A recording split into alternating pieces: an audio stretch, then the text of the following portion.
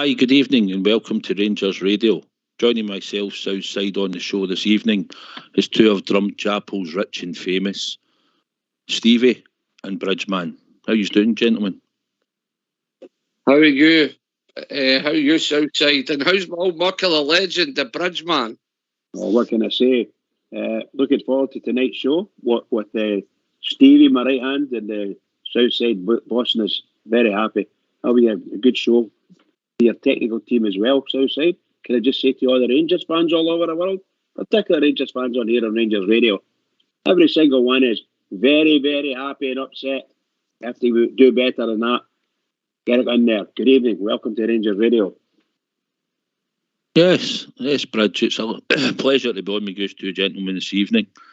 Obviously, this week's been a hard week for the Rangers support, with the passing of Her Majesty and also the results that's been on the field for us. And I know you two gentlemen were there on Wednesday night, Stevie. I thought myself it was quite touching, sort of lump in the throat on Wednesday night. And I thought the UB done the Rangers support proud as well with their display, big man. Oh, unbelievable, Southside, unbelievable. Spine tingling, that's what it was. Hairs were up in the back of my neck. For the minute silence to the display for the Union Bears, and I've got to tip my hat to the boys again. Unbelievable card display they put on, unbelievable tifo. It was absolutely fantastic, and they got it right on the money. Right on the money, they got it, and just let me tell you, 50,000 bells singing God Save the Queen. My. Absolutely out of this world. I would have paid the £50 or whatever we paid for the tickets, for my season tickets, just to hear the start of that game. That was unbelievable. Absolutely fantastic. I think it was just actually just been inside the stadium, Bridge. It just felt, I mean, we've been in before for minute silences, unfortunately, for passing Rangers players and management and stuff, but there was just something slightly different on Wednesday night, I felt. And sometimes you'll maybe hear somebody's mobile phone go off, or sometimes you'll hear people still be coming up the stairs, but it was just a pure, eerie silence as soon as it was to be observed, eh?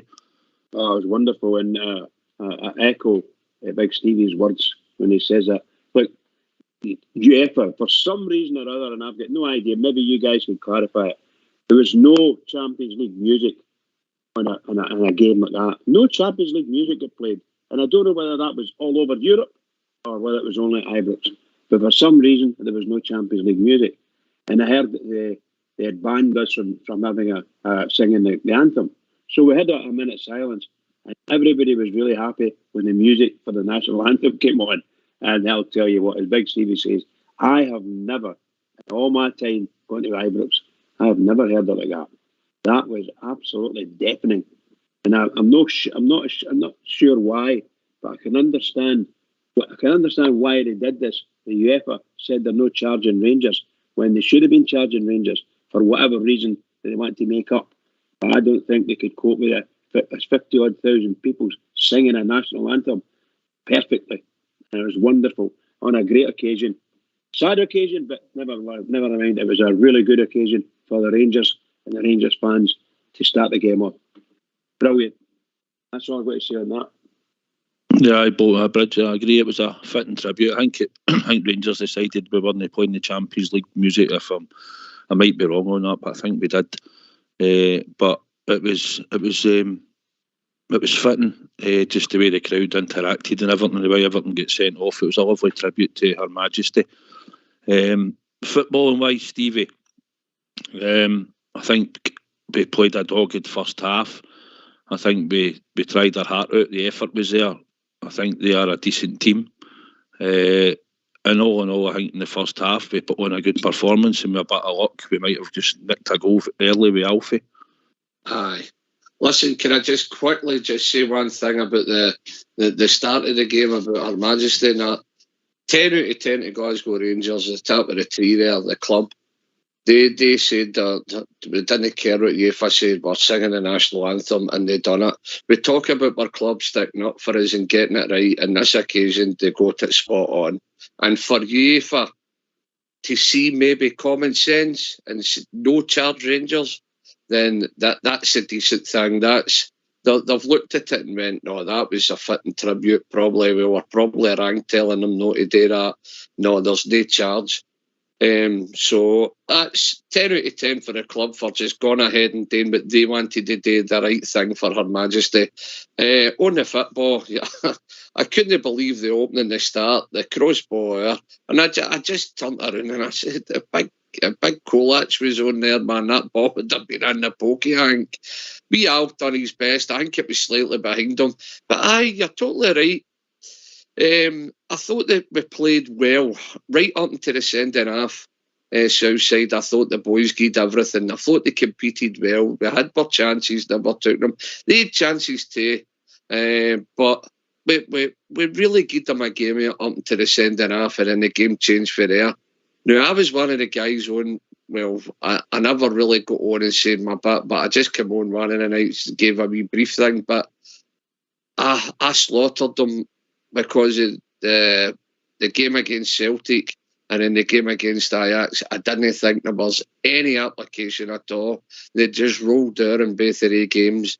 But see, when you see them putting a bit of heart in against Napoli and holding a very, very good team, they are not top of the Serie A for nothing, guys. Let's be honest. Let's give the Rangers team a bit of credit here for right up into the sending off. That's when the game changed. And we give them a game here, and 3-0 does not reflect on that game. Absolutely no way. And I was pleased with the Rangers team's application. They came on, they showed a wee bit of guile and determination and got stuck into it. And they were just, unfortunately, and let's be honest, what a classy team Napoli is. Yeah, can I just say I agree 100% with what you're saying there. I think just absolutely fantastic player, the wee number 77. He just kept going. Yeah. He kept going in mazy runs, and his fitness, unbelievable. And the ball was glued to his feet. Absolutely fantastic. So, Southside, I thought we'd done all right up to the sending off, and 10 out of 10 for the boys gave us a bit of effort. They really did. They tried their guts out. I think the thing, Bridge, when we spoke about it, I think we learnt a lesson. If we go into Ajax and playing sort of 3-up that night, we pushed Colak, Kent and Scott Wright up further up the park, and we played with the 3-up high, or Tillman, sorry. But I think we had to play dogged because I think they had a really good midfield. You could see the interaction between them, some of the turns when they were just turning with the ball with pace. And I think in the first half we done well. We get stuck in, we get in their faces, and we had a couple of chances, and McGregor had a couple of saves. But I think the majority of the support after the first half, we could have said, well, we've done well, the new we're sticking in, we've still got a chance. Yeah, 100%. Like we're under no illusions. I dare say that every Rangers fan that was at the game, and even the guys watching on the telly, could see that Napoli were by far and away the most skillful side that you'll see this side of the Irrawaddy, I can assure you. They were excellent. The first touch was so cool, and they were gallus on the ball, all the things that we wanted. And the wee guy and played wide right. He absolutely murdered us with his distribution of the ball. He's all left foot, and he's playing on the right. It's just fabulous to watch. And the guile in their game, just great. But you're right, we tried and we faced up to them, and we fouled them a couple of times. But they were diving all over the place as well when it came to it, I think that the sending off was a tragedy. Tragedy for Rangers, and a tragedy for football. To me, that was never a sending off. Now, I'm not a very biased Rangers fan, right? I like to say I'm an unbiased football fan, but the truth is I'm a biased Rangers fan. And I still can't see, even if I took my bias hat off, I can't see where that was a sending off. I can't see it. Sorry, I just can't see it. And no matter what happens, that was never a sending off. In fact, I would go so far as to say it probably wasn't a penalty either. But I'm up with Copeland. That's down at the other end of the I couldn't believe it. I was nearly crying when he got sent off. Not to say he was the greatest player in the whole world, but my goodness gracious, we get caught out with these searching balls, and when it was invariably they picked the ball up. Good dogged defending, salvage stuff for us, saved the day here and there. But they were once a line get sent off, you could see it was going to go the wrong way for us for sure. And the referee never helped us all night. Never helped us. And he's supposed to be one of the best referees in Europe. I doubt it very much. Doubt it. That's all I say on that. I think Arfield, he had time when the ball came and we could probably have took the touch and turned, but he tried to play it across the park into Tav and the boy nicked it and he knocked it right out Golston first and the boy was off. And I did fear when they got into the box when I was watching it and I'm thinking, they touch him, he gets down, it's going to be a penalty here. And I think probably Bridgie, he was giving Sands a second yellow card because he'd already booked him. If it'd probably been up the other end, I think we'd have been screaming for the penalty. I probably think it was in the shaft, but probably it was the right decision, you know, as much as it pains me to say it.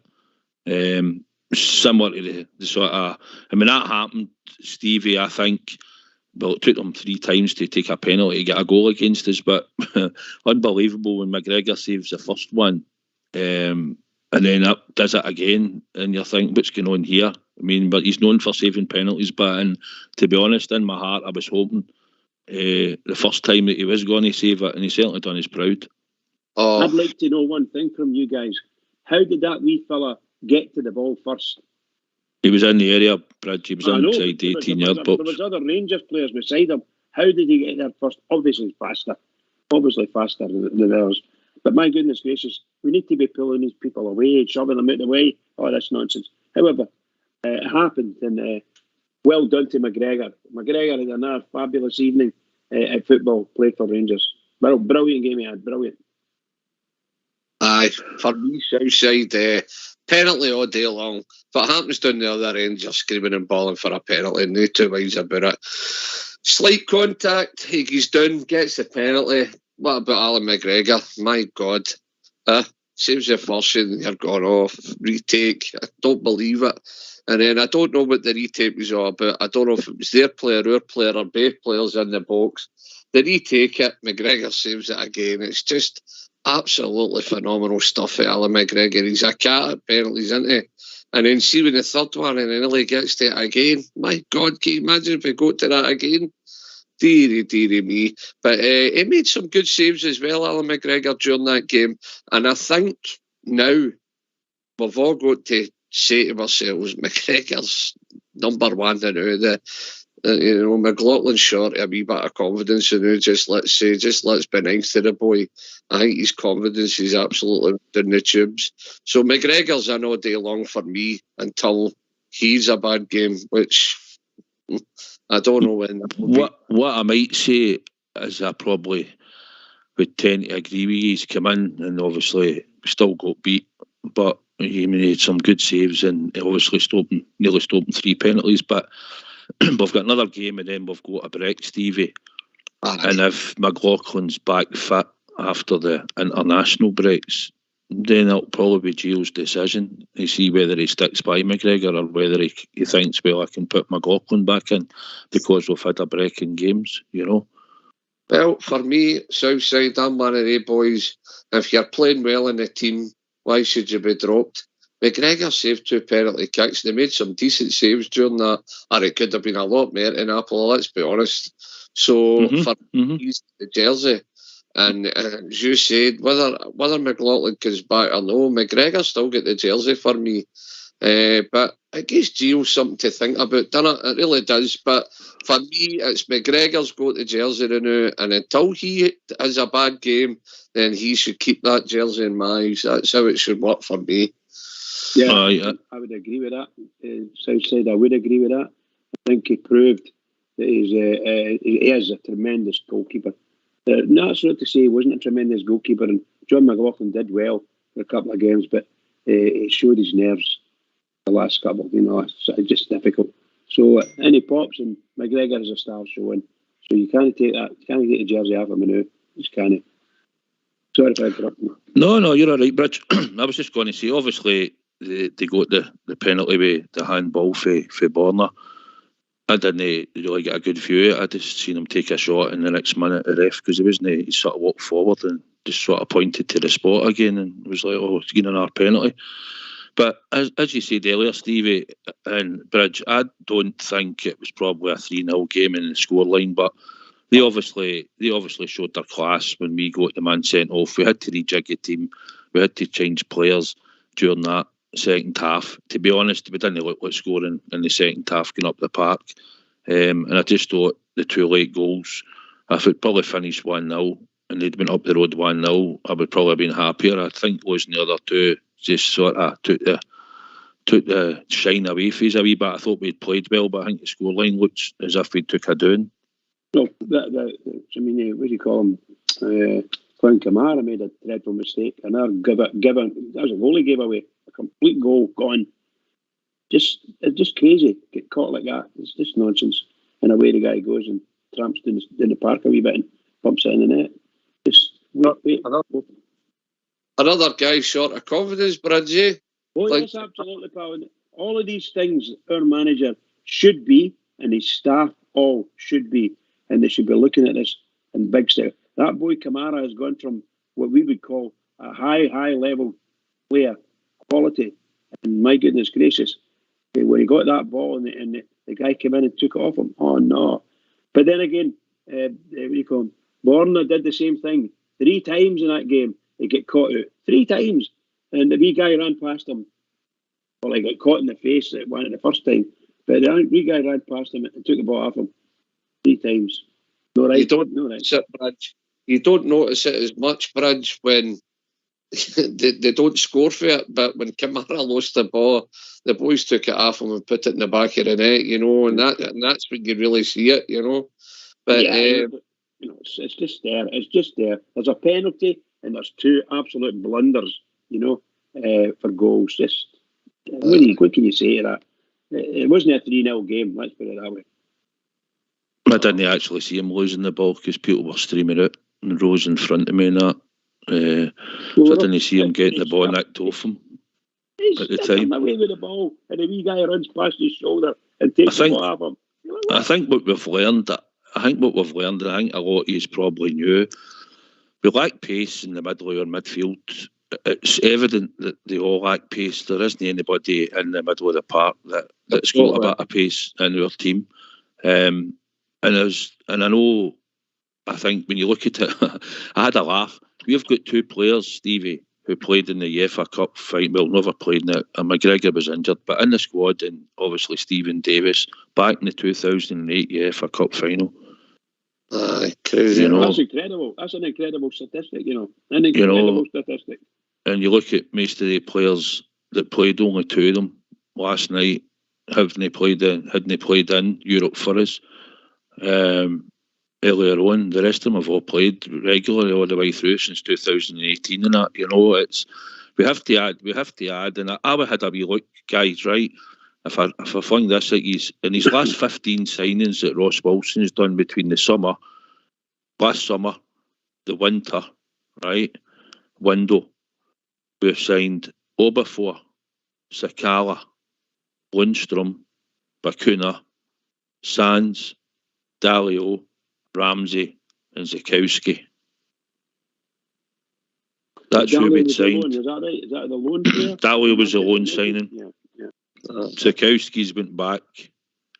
Ramsey's away. Dalio's away. Sands is here. Bakuna's gone. Lundstrom's here. Sakala's here, and we obviously know the problems we were before at that time. But that was his signings that we started last summer in the winter transfer window. Before the summer signings that we've made. So how many do you think's actually worked out of that group there? So I think that boy Dalio or Diallo or whatever his name was, I think we needed him for another 6 months, in all honesty, and he would have been a player for us. I think he started to come on to a really good game at the end of the set. It didn't matter. The games didn't matter to him. But the truth is, I thought he was starting to play really well. So it's a pity. It took him 9 months to find that, So unfortunately for us, we just couldn't get enough of him. if we could have kept him for another season, you get at least 6 months of him. I think he was going to be a good player for us. I really did. Sorry for interrupting you once again. No problem. For me, I was going through that as you were saying it out, and I was going failure. You know, it's quite frightening. I mean, what kind of wages was a lot of these boys on and off, you know? And don't know about the stats, what kind of game time and stuff, but my God, that's some list, Southside. I'll get you some stats. Well, Lundstrom's in it, right? And obviously he's probably been the plus. Sands is in that list for last season and up to the winter break in January. And Sakala's in there. Obviously, Obafor has had his heart problems, so you can forbid Bakuna, Dalio, Ramsey and Sikowski. You know, and then if we look at the summer window that we've had for this summer that he's brought in for Gio, is John Suter, Cholak, Matondo, Ben Davis, Tom Lawrence, Tillman and Yilmaz. Well, can we discuss one or two of them? Is it possible? Yeah, pick one, Bridge, when you go. Tillman, the young Turkish guy, he has got to start to show. The gaffer's got to let him play, and particularly in the league.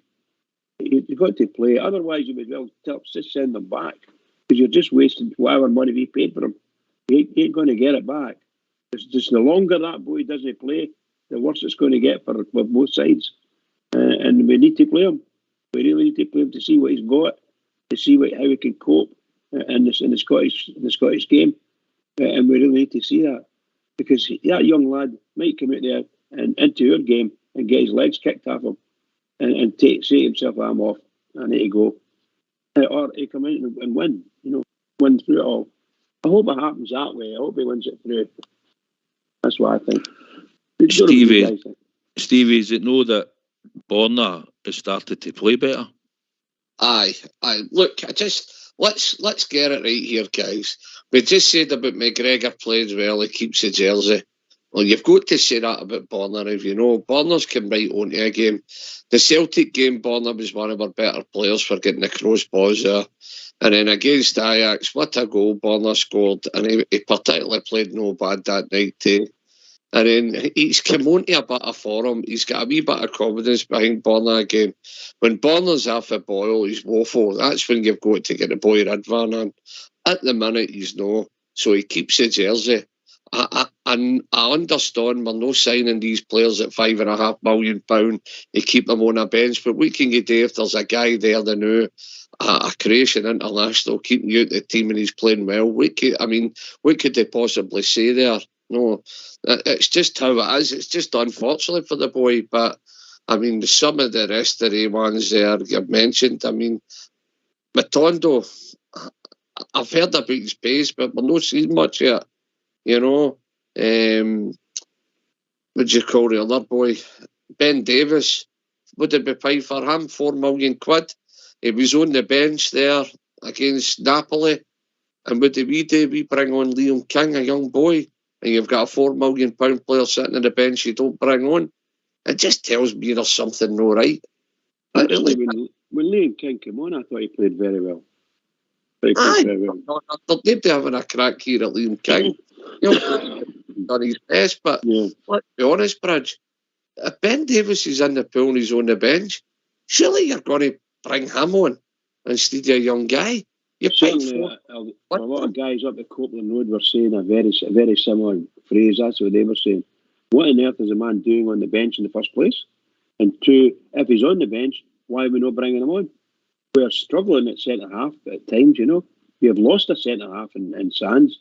So you must bring a centre-half on to boost that up.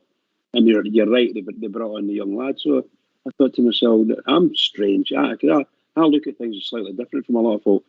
But I can't understand. I know that the manager was asked a question on that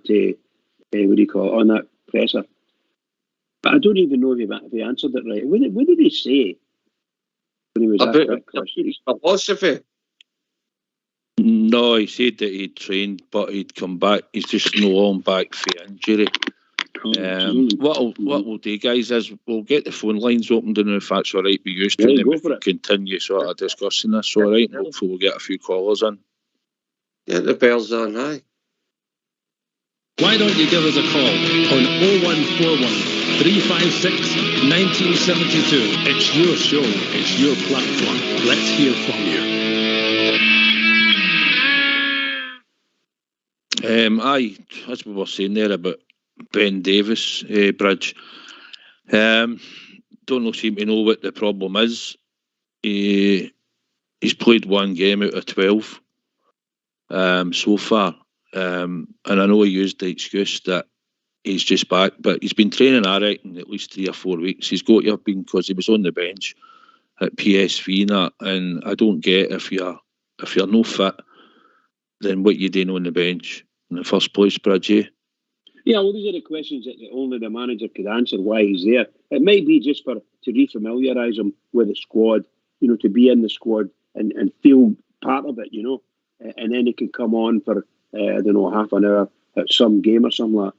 But the fans are really worried, because you watched it the other night, everybody's up, we're all fighting like hell, get to half time, what a superb performance by us in this half. And I'm going to meet my family, big members of my family there, and there's loads of us standing, and I'm saying, well, I think we're going to win. I think we might sneak a 1-0 here, maybe get a penalty, and I'm going like that.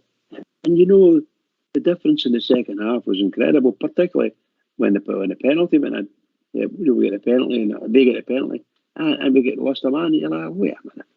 I thought it was just sore, very sore. Mm-hmm. And then you find out that when the man gets sent off, you find out it all starts to break up. They bring in young King. Nothing at all to do with young King. But everybody's saying, now, what on earth is that man doing on the bench? And it must be just for refamiliarising. And that's all it can be, because he wasn't there to fill a place. I think we can all get the fact that, right, he's on the bench, right? He's no match fit. He's fit, but he's no match fit. But surely, in your time of need, in a big European tie, he's a £4 million player. If he's on the bench, he's fit. He might not be match fit, but surely he's good enough to come on and finish the rest of the game. And we bring on a young boy, Liam King. It just makes me start and go. And you could hear everybody around about, what's going on here with this guy? Are we ever going to see him? One game in 14, £4 million. Come on, that by the way, is shocking figures, shocking statistics. Unbelievable. Well, that's where we've spent most of our money, right? Obviously, Yilmaz, I think he'll come in time. Obviously, he's going to get some game time. It might even be tomorrow. I don't know. I think Ben Davies will obviously get match fit and get in our team. So I'd look at the two pushing on after we come back after the international debacle that's going to get played. The one for me who makes up the £10 million in the 3 players is wee Robbie Matondo.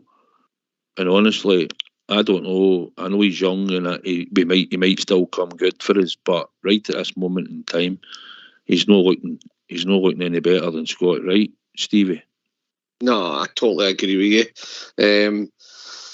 I just can't see it. And the boy, I mean, I think it was a pre-season game. He looked, I went, oh, wow, what we got here? This boy's great. What a finish he got in one of the games. And I was really looking forward to see it, but he's offered us nothing. I'm going to go as far as saying he's been a wasted jersey. I'm going to be honest and say that. And can I just get back a wee bit? We were talking about the Ridvan, the wee defender. I'm going to be honest. I hope that I'm wrong here, but in the Scottish game, by the way, you've got like big Portis and all that ready. They like today, they're just big farmers' sons, man. It's just like you go out and break legs. And I just can't see. This guy's just a wee, small, toty thing. And I just can't see where he's going to cut it in our league. I really can't. Again, I'm not going to go too far with him because we've not seen much of him. But I hope the boy proves me wrong and he comes out and does the business. But I just, Matondo and him, I just can't see it at all. I really can't. And you're talking a lot of money for the two of the boys. What did we pay? Was it Schalke we got Matondo? Schalke, aye. Between Yilmaz and Davis and Matondo, it's the best part of 10 million. 10 million quid, and we've got absolutely hee-haw for them. We're not getting anything in return at the moment. That's the thing, Stevie, you know. Nothing. We're not saying that the two of them or the three of them will possibly do well and make it, but we needed them to be performing now. That's the issue. We needed them in these games that we've been playing and coming up. Obviously, we're going for the break now, but we need these guys to be performing. They had to come into our first team and make it better. For me, and Bridge could probably get back. My God, Bridge can get back right back. See, when you sign for Glasgow Rangers, you need to hit the ground running. Doesn't matter how big a name you are or who you are, whether you're a young boy coming in. You need to hit that ground running. And these guys we're signing, I've got to say this, right? Alec Kelly and Blue Star have been telling us for a while now about our signing policy. And guys, we have got to be honest with you two guys. We have got to say, what is happening here? Why are we signing these? I mean, £10 million for 14 games and none of them have contributed. Stevie, hold on, I'll come across you. I think we've been joined by Harry. How you doing, Harry? All right, on you go. No bad, guys. How you doing? Aye, good, pal. What's your thoughts, mate? Well, I phoned in about a week ago, guys, and the points that you're bringing up is exactly what I was bringing up at that time. I mean, if you look at the start of the season, we haven't really hit the ground, put the heather on fire. Lawrence has come up with a strike. But what we were doing, which has thrown me right out, we won the Zono Martin. I was looking at the coaching side because I do coaching. We won the Zono Martin the first couple of games. And we were hitting shots for 25 yards. Like, I don't know who mentioned it there. Matondo scored a cracker. Lawrence scored a cracker. Kent was having a shot. We were having shots that we've been shouting at for last year. Where somebody would shoot instead of try to walk it into the net. But we're doing that.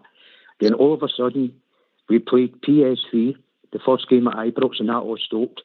We drew 2 each. I thought PSV should have beat us at Ibrox, to be honest with you guys. Then we were there, we had a good game, and I think that kind of painted all the cracks, to be honest with you, because all of a sudden, the minute we hit the Champions League, we were zoning Martin. We tried to zono mark in Celtic, and if you watched Rangers the Napoli game, they were no zono Martin. You saw a better Connor Golston, you saw a better Parasic, and you saw no great, but you could still tell Tav was. I think he's playing with an injury, guys. I think he's been playing with an injury for 4 games, to be honest with you. But because we get rid of the Polish guy, we've got nobody really in there, and that's why he brought the boy King on. For some reason, we're thinking the boy King can play right back, because if you watched that game the other night there, Tav was starting to tire, Davis was starting to tire, Jack was starting to tire, and although we lost the man, we couldn't deal with losing a man, because we guys, I think somebody mentioned it before, we've got guys that's played for us for 2008, McGregor and Davis. We've got Jack that played under Pedro Cassina. We've got guys that's played under managers that never done nothing for us, and they're still at the club. And we're asking them to go to the well all the time. And these big matches, many matches, guys, would you say? We've said Celtic, Napoli, Ajax, PSV. That's 5 big matches that we've asked these guys to automatically turn on and put it on. And 4 of them has been Champions Leagues, and one is Celtic away at Parkhead. When you and I know, I was lucky enough to be at the last game last season at Parkhead when we get beat 3-0, and I just walked out of that stadium as quick as I possibly could when we were told to go, and I just told him, he says, I never want to come back and see that ever happening again. And thank God, I don't mean that in the bad sense, but I never got a ticket that time because I couldn't have watched it. That was worse than the one that I was at. That was actually worse than the one that I was at. I didn't think we could turn up on that again. But the problem with that was we went through a change of manager. Because we actually got beat with Hibs, if you remember, in that League Cup semi-final, 3-0 at half-time. And guys like Connor Golston was saying, well, we thought the game was up anyway. What kind of attitude was that? So that told me there were problems in that dressing room. But these guys had taken us to the well. And somehow Gio got a kick off of Morelos. He got a kick off of Golston. He got a kick off last year and it taken us to the European Cup final. But I think guys, I really do. I think Kate's just working his ticket. I think Morelos is only player that Gio's really pulled up and says, look, you get yourself sorted out, without challenging any other players, actually. But he's kind of made it public with Morelos rather than made it public with any other players.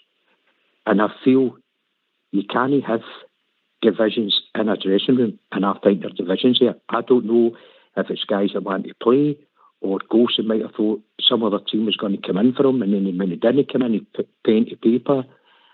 Is Tav run his course? I don't know. But it seems there's a few of them, Harry. I think there's a few of them probably run their course. I think deep down, we're not all daft, right? And Stevie was alluding to, we know we needed to refresh in the team, and we know we needed energy and legs, and we didn't get that. Where we should have refreshed was right in the middle of the park.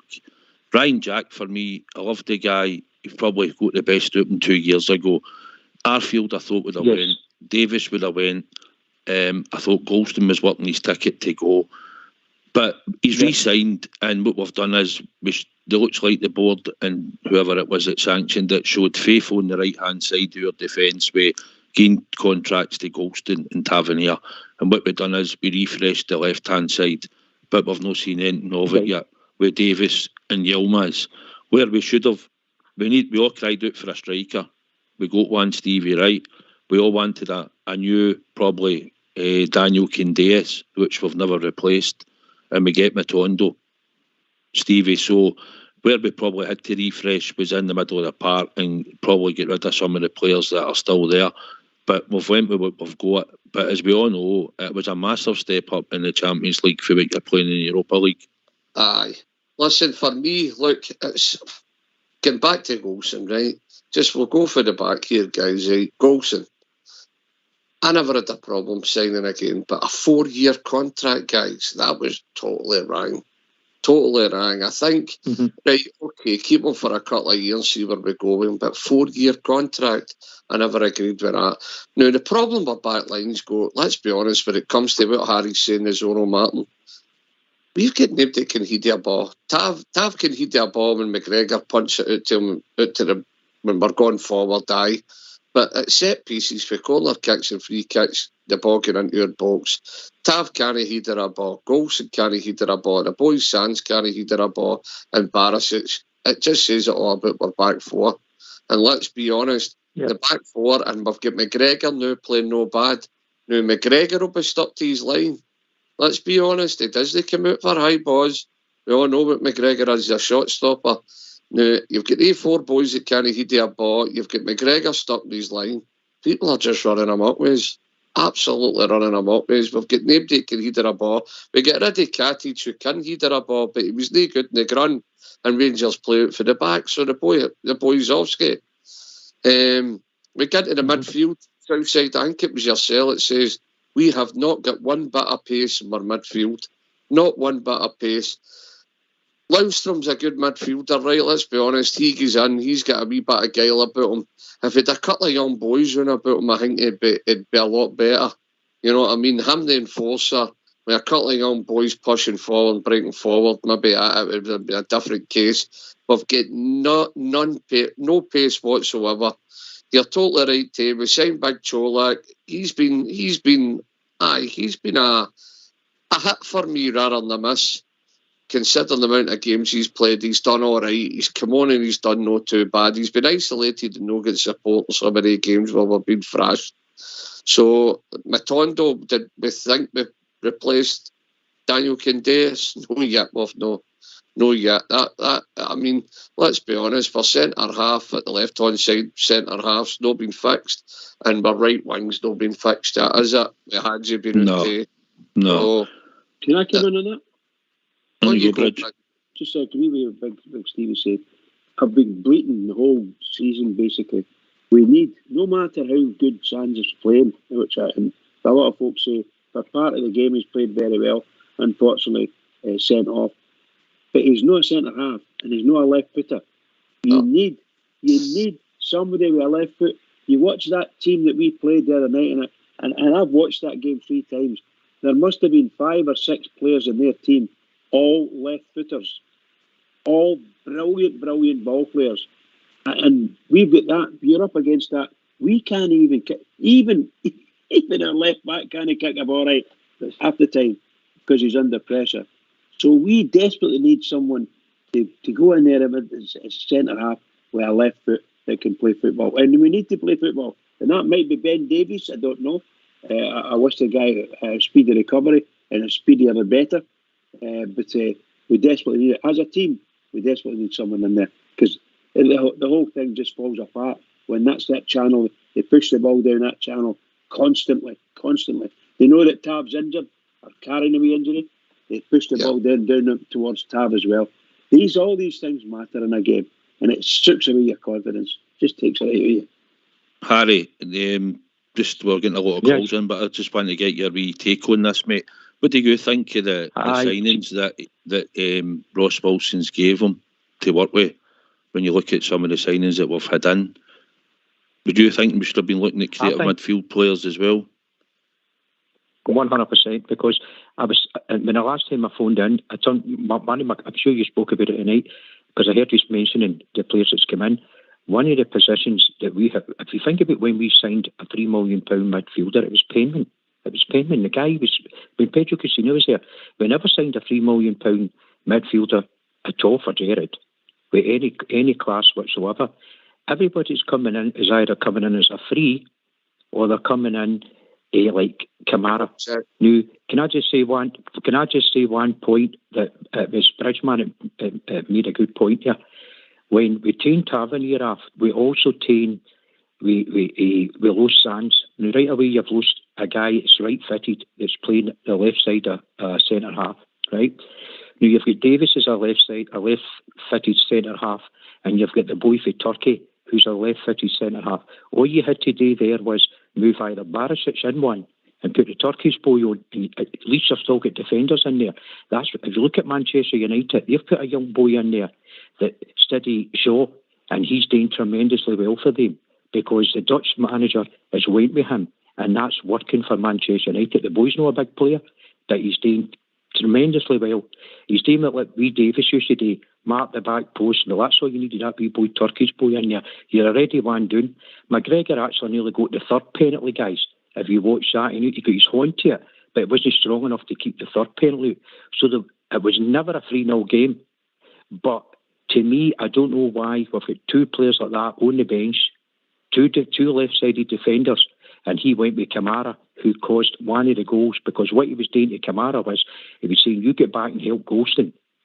And that's not Kamara's position. And against Celtic, he was playing Kamara as a number 10. Again, it's no Kamara's position. And for some reason, we know he doesn't fancy Kamara, right? So, because he's either coming on as a sub or he's starting his wrong position. So, it's not just the signings. I think it's the whole Zono Martin, which we can't do. I think it was Stevie just mentioned there. We've not got a defence for Zono Martins. And we've not got the players that were brought in that's strong enough and fast enough. There's too many young boys that has never played in front of 50,000. Davis, when was the last time Davis played a game of football? He never played for Liverpool. So we've got he was out on loan, mind you, at Sheffield United. Aye, but I mean, Sheffield United Rangers at 50,000. No, I understand. No. Aye, I get you. Do you know what I mean? Mm-hmm. And I think what we need to look at now, and to be honest, guys, I think we need to try and win every game to the 1st of January, and I mean every game in the Premier League, till we get this mob in the second, and I think we're going to really make sure we do a nice January transfer window. And I think if we keep putting enough pressure on this board, long as we don't start getting another two, like the Welsh boy came in and the boy from Manchester United, Bridge, I thought he was actually coming good at the end of the season. But we can't wait for guys to come good at the end of the season. But no, I still think we can turn it around. But is Gio the man that can do that? I never thought I'd have doubts with the guy, but I think I've got doubts, mate. I never thought I'd stand and watch Glasgow Rangers in 3 games in succession, Harry, and get 3 defeats like the way we did. No.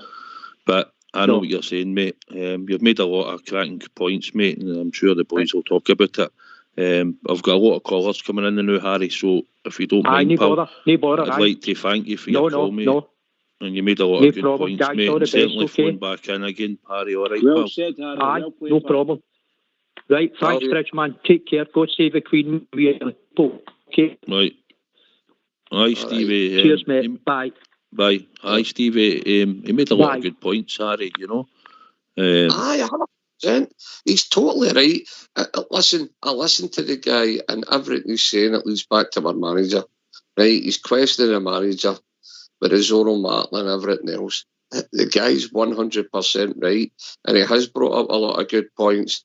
And he's watched. Basically, he's looked at it over a period, and he can see it's not working. And Harry's problem like most is we don't want to come on and really slaughter anybody and really start getting putting pressure on our own people, you know. But the guy's right. Zono Martin's no for real defence, guys. It's definitely known. It's not working. I like the old-fashioned, the guy at the back post, the guy at the front post for a start right away. You're wee small butt guys. You get Stevie Davis, wee Yellman, guys like that on the post right away. And if anything's gone to your back post, they're there to heed you half a line, whatever way he comes in. So for me, Harry was good there. And I like the way he finished it with mentioning Her Majesty as well. That was top class. Bridge, I think that's the thing we noticed the other day. The zonal certainly doesn't work for us. We don't have that commanding centre back at the moment that is commanding. I'm not saying Ben Davis will only be when we get a chance to see him, but we certainly don't have that commanding centre back at the moment. So the now, when it comes to set pieces and that, we need to be start boxing clever. We need to be challenging for every ball and second ball. It's just something that we'll have to do because we've lost goals for that situation. And I think maybe a difference as well, Bridge, is maybe Allan McGregor in goal, shouting the ball and organising the defence. Yeah, good. That's a good shout. That's a smashing shout. Because actually, some players are a bit wary of Allan McGregor. They don't want to fall out with him, you know. But he reads a game. He's a good goalkeeper. A world. I don't know, wealth of experience. And he is good. He reads the game, tells people. He can tell people where to go and watch what they're doing.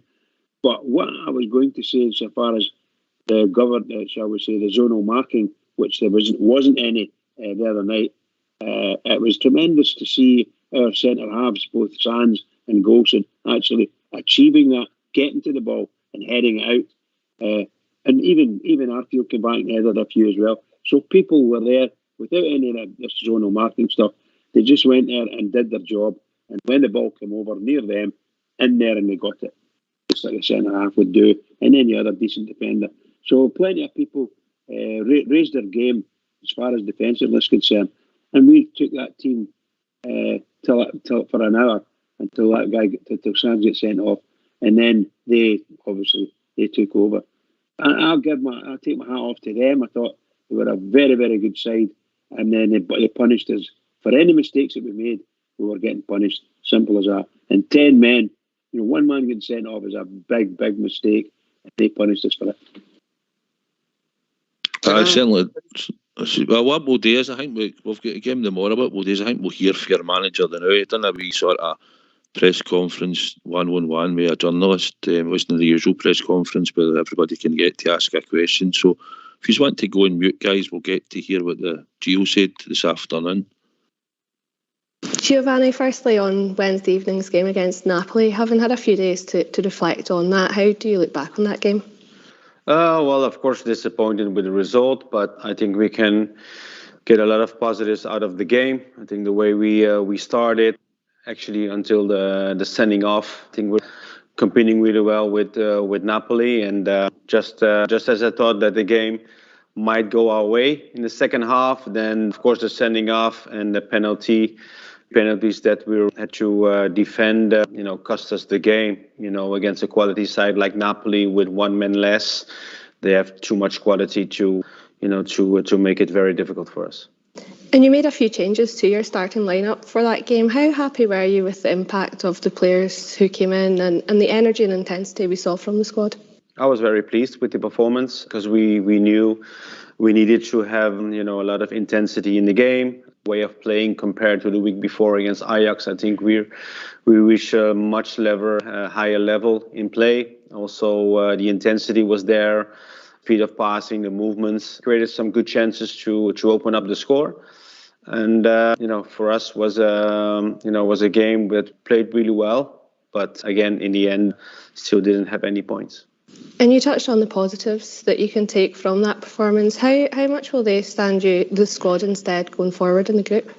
Well, I think they're mentally, although we suffered another defeat, I think mentally the players look really strong. I think that's an aspect we need to have, switching back to the league. And with a home game, we are very determined to get back to winning ways. Yeah, and it obviously has been a few weeks since the last league fixture as well. How eager are all the players and staff to get back into league business?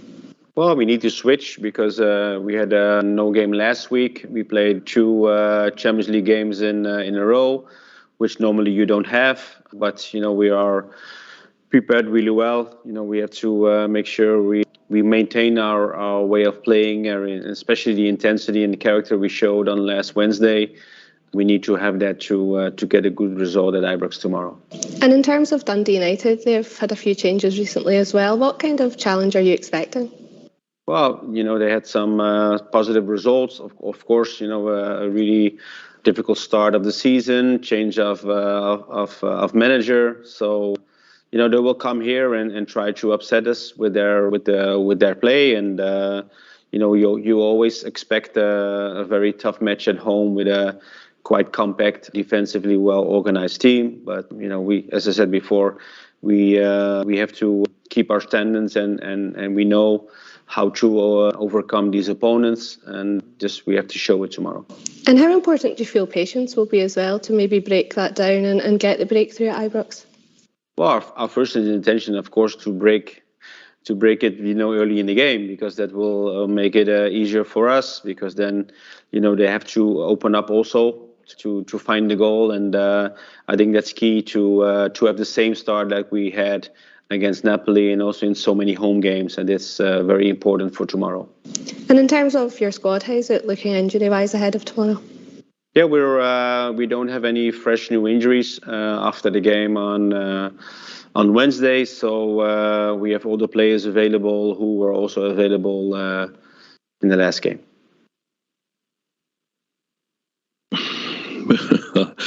Well, Stevie, what did you make of that interview? I had a wee feeling, if I'm honest, that he wouldn't go in front of most of the reporters the day. I just had a feeling, and it's worked out that way. I don't know why we're doing this.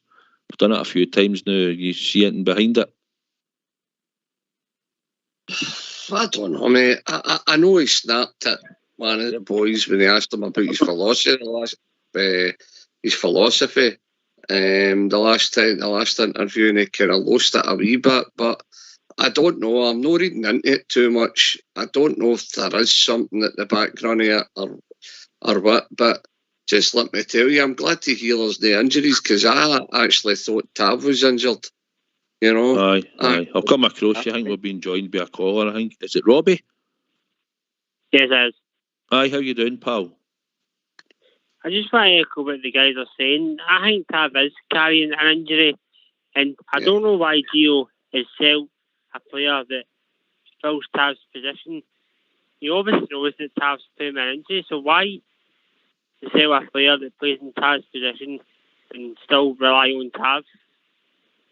Are you meaning selling the young boy that we had? Apart from obviously Patterson's gone. You talking about the boy Sikowski? Yeah. We seen him, Stevie. He played at Annan, if you remember, when we were down there. I can't really remember much about Annan, to be honest. Too much beer. Too much hospitality, mind. That was a great day. But no, we've not seen the boys since then, and the caller's making a good point. Why would you leave yourself short? I think the only thing I can think is Gio's just thought Tav's an ever-present in that team, and maybe thought, right, we're all right, Tav will not get injured, but he has left himself short. The caller's totally right.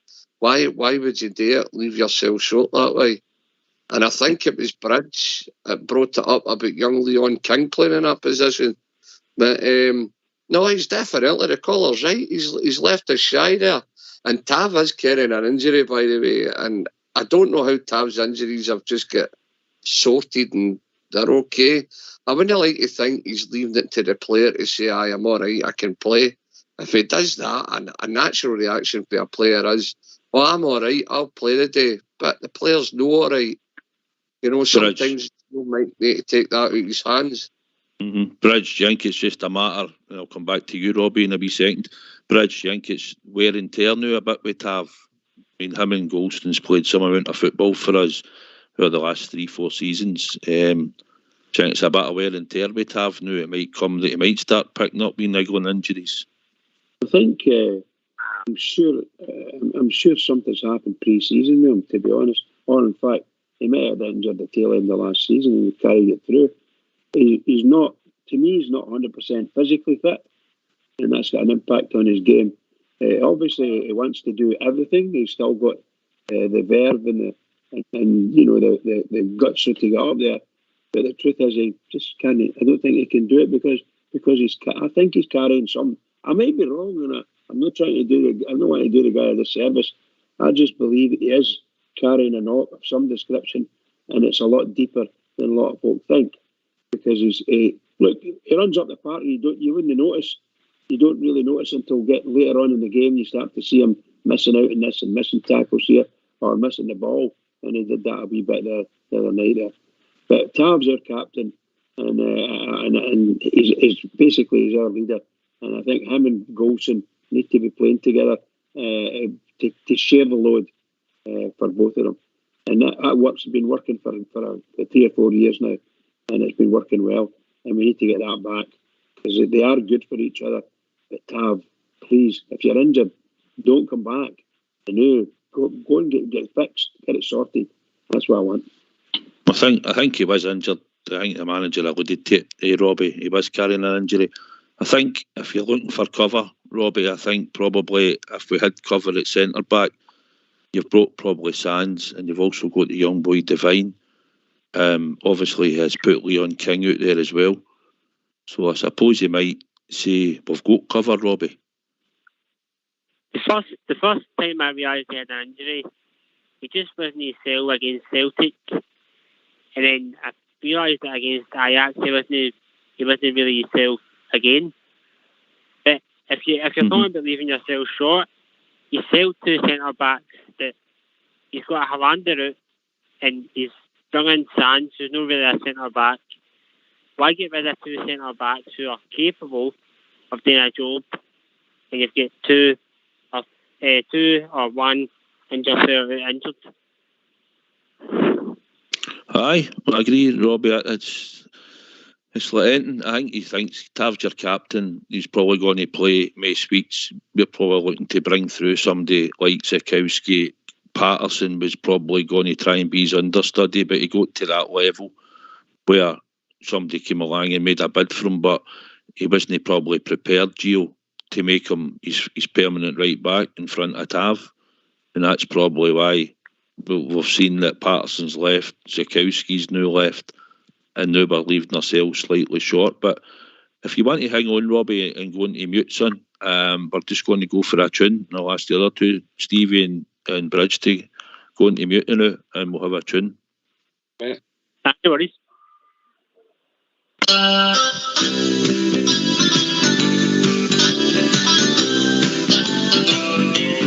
Gather round and I'll tell you a story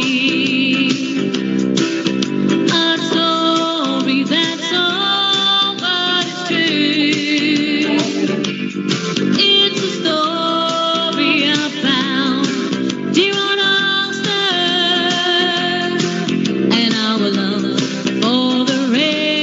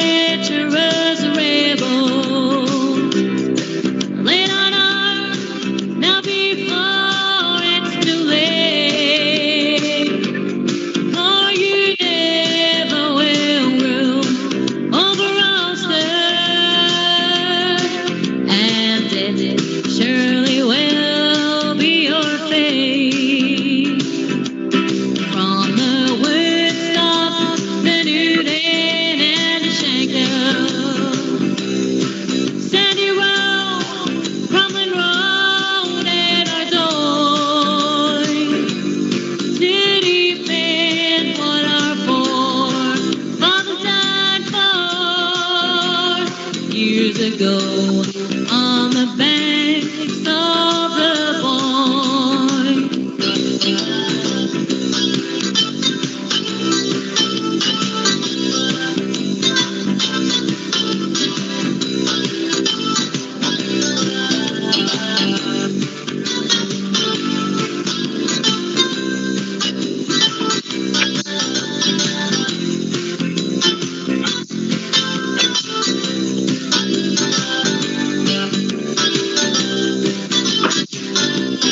From the Woodstock, the Newton and the Shankill, Sunny Row, from Monroe and our door, to defend what our forefathers died for years ago on the banks of the Boyne. So take heed, all you treacherous rebels. Lay on arms now before it's too late. For you never will rule over Ulster, and death surely will be your fate.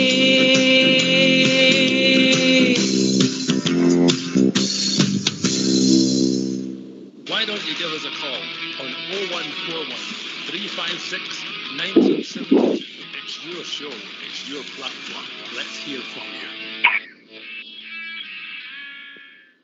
Oh, wee toe tapper there, that one, Stevie, eh? Oh, fantastic. Fantastic. That's better like it. There's a DJ tonight behind the scenes. Absolutely brilliant. Robbie, you still there, pal? Aye. I'm here. Aye. Robbie, do you go to the games, pal? I don't- mostly work weekends, but I go to the games when I can. Aye, so you're finding the same as the rest of us then, struggling for tickets at times, eh? Aye. How long you been watching Rangers, pal, if you don't mind me asking? For a few years, obviously, the tickets have got harder to get. Well, I was 4 when Rangers got to the UEFA Cup final in 2008. So since then, 26 now. Right. Stevie, been the same boat as us then, eh? Trying to get the tickets. Aye. I thought you were going to say age-wise. No, tickets, come on, Southside. I don't know how many times I've been to all these games, away games, without tickets. You're gone there without tickets, you're on a bus, the phones are gone, you're phoning other buses, see if somebody never turned up, and you're hoping you can get one. And then you get through the whole rigmarole, meeting somebody outside the ground, you're lucky enough to get one, and you go into the game, and you look at the away end, and it's empty. Their whole end's empty. And you've been travelling through to Edinburgh, travelling up to Aberdeen with no ticket. Sometimes you don't get them. You're hoping my jails will help you out sometimes. It's just absolutely mental. I mean, I don't know many people be at Southside, you know what I mean, with tickets, but you know yourself, it's a great ticket race, mate. It's absolutely bonkers. Absolutely. Aye, that's the thing. It's stadiums are cutting it down. They're cutting it down every year now. Like Kilmarnock's took a section off us, Robbie. But I take it if you get a chance to go, you go in with the UBs, Robbie. No, I just go with my pals and I can get more than one ticket. Right, aye. Right, okay, Robbie, we're inundated with calls now, pal, so I'll let you go and thank you for phoning in, pal. I appreciate it. Yes, Can I bring up one more point? Aye, right, quickly, Robbie, on you go, son. My pal's got a MyChairs account and he said he was struggling for a Liverpool and I got a ticket at Ibrox. Aye, I know, it's I thought if you're probably a season ticket holder in a MyChairs, you should probably have got one, if I'm honest. Robbie, I think you would have got one.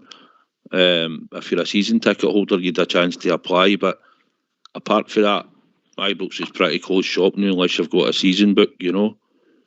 But thanks anyway, Robbie, for phoning in. I appreciate it. It was good to hear from you, and hopefully you'll phone back in again. Anyways. Right, thanks, pal. I was just thinking there, Bridge, I don't know if I've got anything left to sell my soul, I think, or anything like that, to get a ticket. I'm out of excuses and favours, and I was thinking about it. I've not got a Hearts ticket yet. Emails come out. Guess what? Didn't get an email, Stevie. I'm thinking, what else can I do? Nah, I've had one, Bridge. I've had Livingston since the start of the season in my majors. And I don't know when I'll get another one off Rangers. I've been fortunate enough to get tickets for the other games, but I think our club's been shabbily treated. They've been shabbily treated by our clubs. They know it. The thing you described, and Big Stevie as well described it. You go into some of these stadiums there. Rangers can't get in. They've got two doors for the Rangers fans to get in, and you know all that nonsense. They're treating them like rubbish, and all of a sudden.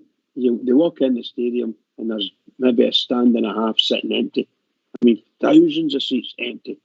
And there are thousands of fans queuing up to get tickets, you know. It's just terrible. It's terrible what's happening with the football associations and the SPFL. They're just no right. Something no right in our game. Now, may I say this? They, on the other side, may say, the problem's you, Rangers. But I don't think that's right. I don't think that's right. You know, that's what's happening to you guys who go away. So I'm not going to make any excuses there.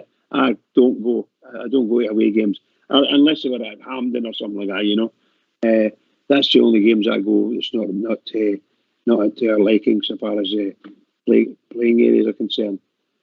I sympathise greatly for you guys, particularly yourself and Big Stevie, simply because you're my partners in night, and every other Rangers fan is in the same position. It must be absolute murder, and I don't like what's happening. And I've got it's starting to verge on hatred for the clubs. Hatred. Stevie will tell you, Stevie, you had to get a Dundee supporter, didn't we, to buy tickets for their end, and then we went up and picked them up to go in, didn't we? And when we got in the end, it was empty everywhere, wasn't it?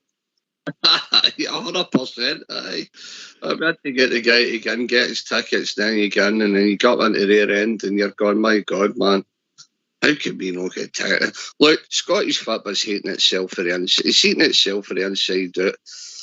I mean, you've got like Hibs and Hearts. We used to get the full ends, but if they're doing no bad, what they do is they half the allocation, they give you half their end, thinking it's going to give them some sort of advantage. The only one that's got it right for me is so far as Livingston. Livingston just got all their own supporters into their wee main stand, fill it, and give Rangers the three ends. And to me, they've got it right. And how these other teams don't click on, I mean, they're Kilmarnock. I mean, they're taking an end off as again. It's not a Chadwick end, but it ends up. The other end, south side.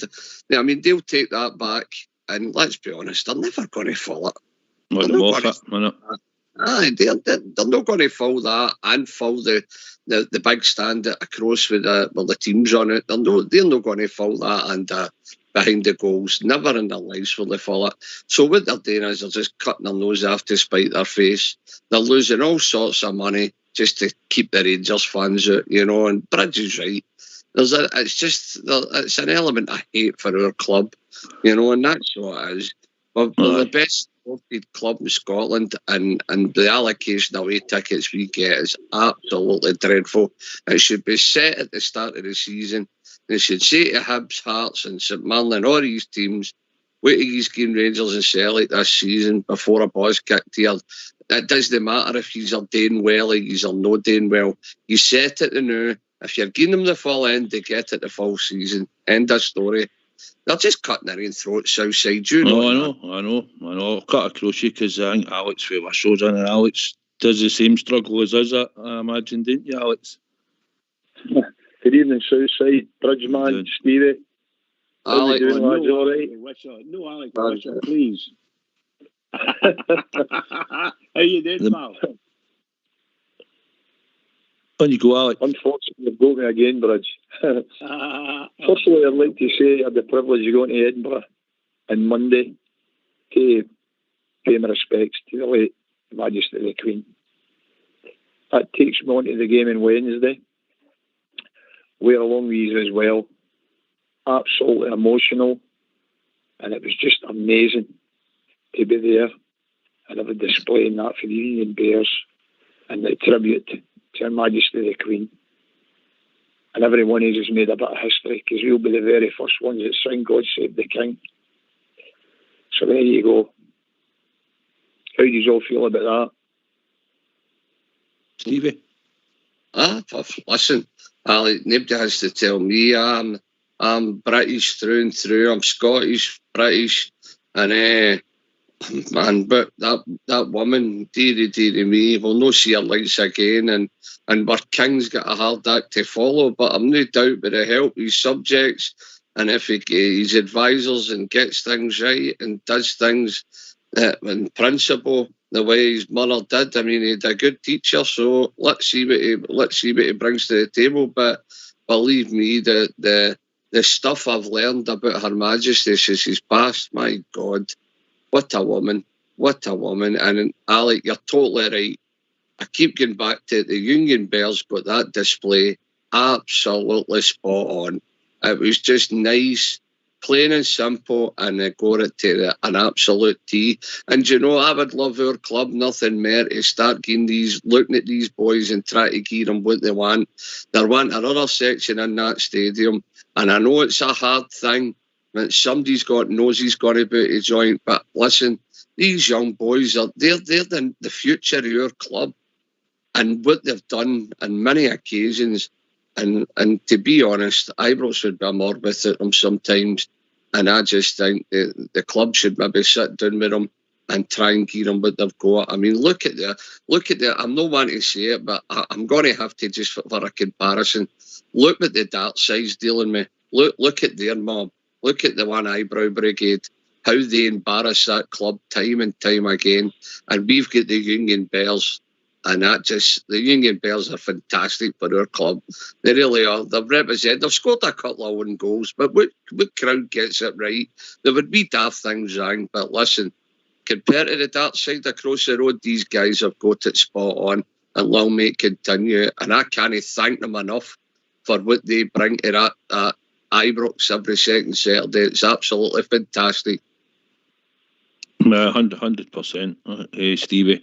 Bridge, I think, like Alex was saying, everything that we done on the Wednesday night, apart from get a result in the football, everything was impeccable, wasn't it? Yeah, it was I think the singing the anthem, the tifo, everything about the whole night was just fantastic, except for Rangers losing. It was just simply fantastic. And if we take Rangers, just forget about Rangers playing at the moment. We were shown by a Napoli side that they can play football, and it was a joy for everybody, a joy to watch. A lot of them don't like it because they were playing like that against us, but they were a joy to watch as well, seriously.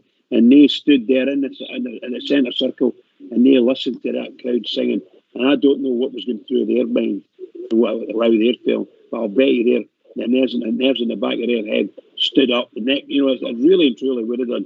That was amazing. Alex Bishop knows full well, standing there, feeling it, and by goodness, you could feel it. That was great. It was great. Well done to Rangers. Well done to the Union Bears. What a well-organised, superb, totally different from anywhere else in the country. I think we've been joined by Alex Kelly. Alex, were you there on Wednesday, pal? Good evening, Southside. Good evening, Bridgeman. Stevie and my good friend Alex Fisher. Good evening, Alex. You wait ages for a two Alex and a Hutchie bus, and the two Alex come along at once. Anyway, we joke there with Alex now. No, I didn't make Wednesday. Couldn't get a ticket. Usual goes to my jairs and everything's snaffed up again. But the packages and all that, you guys, you put in loads of money as you faithfully do. So that's what it's all about. But no, it's good to hear Alec mention about obviously the Queen passing in there, but the kind of the publicity, shall we say, that we've had for Wednesday. up and down the UK and worldwide, by the way, has been nothing short of, remarkable for us as a club and for our support. And as Stevie mentioned there, the other side of the city is getting all the bad publicity and they're getting highlighted. It's a good thing. Even the likes of the Queen coming down from Balmoral to Edinburgh, if that doesn't say that the silent majority in Scotland is still very much in favour of the union, then I don't know what does. So well done everybody who's took part over the last week, passing their condolences on to the Queen. And God save the King. Aye, Alex. Right, on you go, Alex. I was just going to say, listen, I know I had a wee vent in that last night. We're just frustrated about where our team is going, but I've been banging on a wee bit about the European thing. I think it's kind of overtook our mindset of our team and we've lost focus domestically. I think with Europe no going as well as what we'd hoped for, it gives us an opportunity here to refocus and reset on domestic. Is our team good enough though, guys? We're kind of picking holes in it. I think rightfully, Alex. I think rightfully, if we come on this show, everybody comes on and we talk negative all the time about the team, everybody listening in and people would probably start switching off. Like, no, again, moaning. But it's true, we try and critique it as we see it. And sometimes we be honest, the signings haven't been good enough. The players weren't good enough at times. We've not got any pace in midfield. We've strengthened in wrong areas, and we've got players that aren't cutting it right this minute. But we've still got a league to win in Scotland. And if you take Europe out it at the moment, because that's where all the hysteria is, we can still win this league. That's the thing. It's the players that we've got we've got to go with them now to January, and we've got to support them. And that's the way it's got to be, Alex. We wish all into it. I mean, we've got to stand behind what we've got the now until it changes. And I believe after the break, I think we will get some changes in the team. Absolutely. So that's what I was going to say about the game on Wednesday. Now, let's be quite truthful here. For the first 50 minutes and up to the sending off, Rangers played really well. That's probably one of the better games I've had this season. The sending off changed the game. And make no mistake about it, we were up against a quality team there. But we were holding our own. And that was a sign. But the domestic league is the bread and butter. And this is the one we've got to win. Now, we played Dundee United tomorrow and we'll get a result. I've no doubts about that. And that goes into a national break. And these guys are going to be injured or they're very near fit. Big Stevie made a good point about the guys that's on the bench, like Ben Davis and the wee Turkish guy and that. If they're fit enough to be in the bench, they should be fit enough to play. I heard that story today, by the way, right? And it's came to a good source. And we keep on about how when Giovanni came to take the job with the background staff, everybody spoke about there hasn't been a Dutch player. I get told today that he had a list of Dutch players and it never gets sanctioned by the board. Now, whether that's true or no, but to me, there's a bit of sense in there.